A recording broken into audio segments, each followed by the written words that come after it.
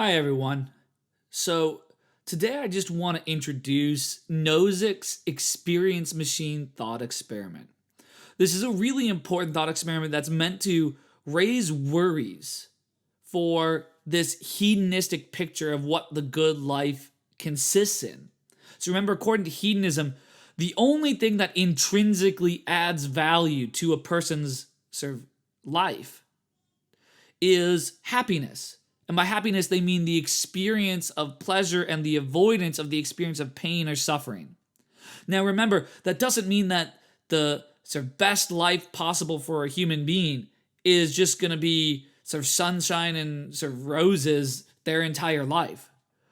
Well, because the hedonist wants to be smart, they care about not just happiness or pleasure right now, they care about how much happiness you have overall in your life.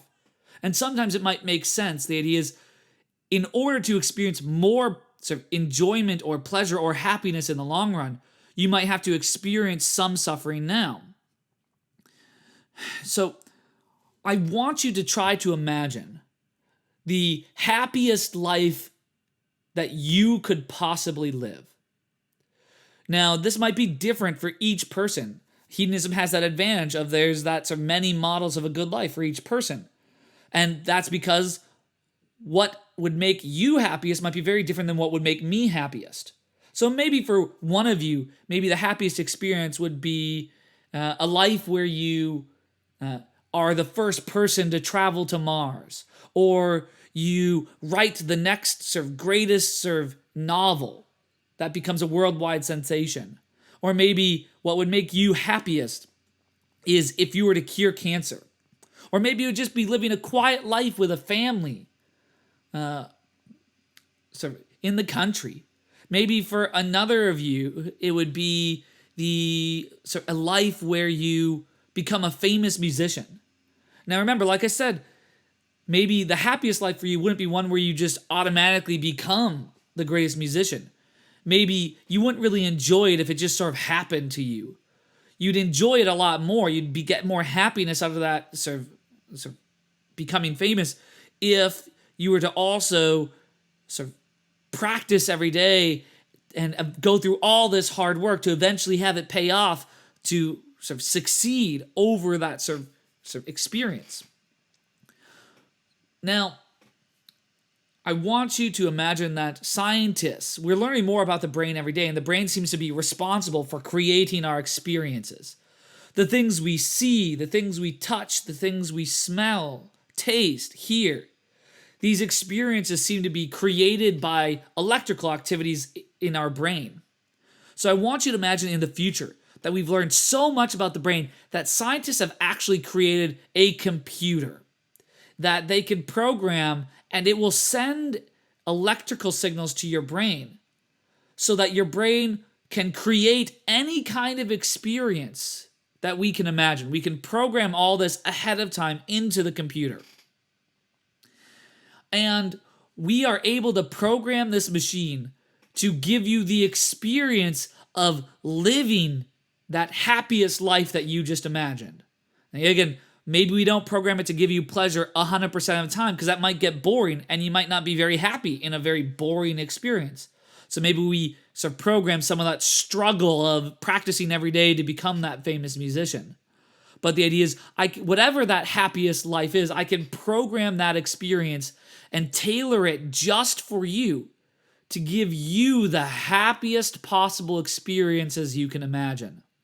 But the way this works is like this picture shows. Yes, you have this experience of in those thought bubbles. The experience of maybe being at the beach, you hear the waves crashing, you smell the sort of the sort of water, you feel the sand in your toes, you can taste the salt in the sort of ocean water. But in reality, so that's how things appear to you. That's how you experience them in your head.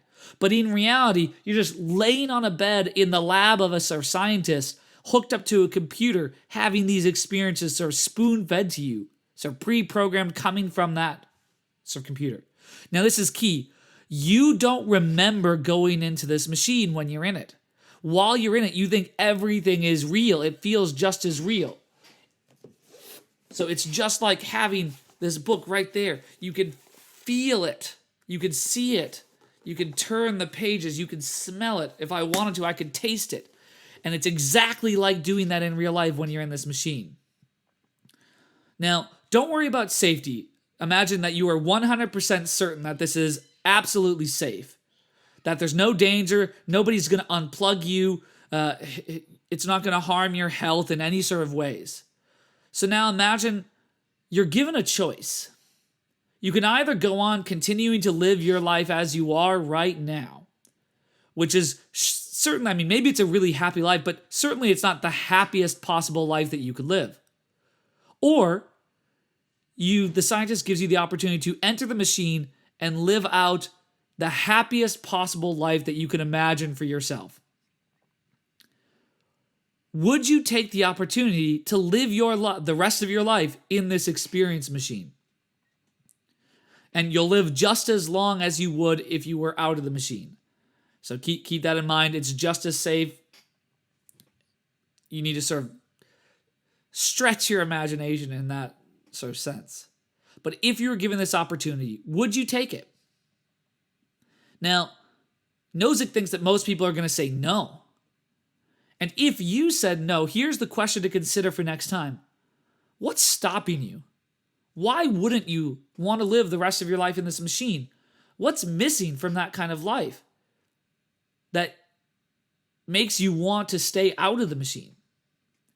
And then, relatedly, if Nozick is right, and most people say that they wouldn't want to live their life in this kind of machine, so why might that cause a problem? Why might that be a worry?